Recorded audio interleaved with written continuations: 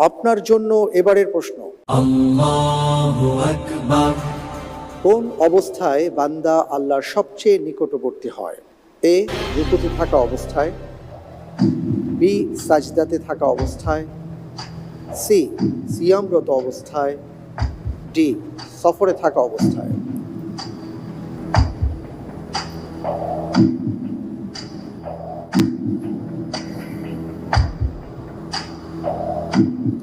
আলহামদুলিল্লাহ, আমি এখান থেকে উত্তর হিসেবে বেছে নিচ্ছি বি, সাজদাতে থাকা অবস্থায়। সাজদাতে থাকা অবস্থায় লক করে দিব। লক্ষ্য করে দেব। ফ্রিজ করে দেওয়া হোক। বি, সাজদাতে থাকা অবস্থায় বান্দা আল্লাহর সবচেয়ে নিকটবর্তী হয়। আপনি যে উত্তরটি দিয়েছেন, আপনার উত্তরটি সঠিক উত্তর। আলহামদুলিল্লাহ।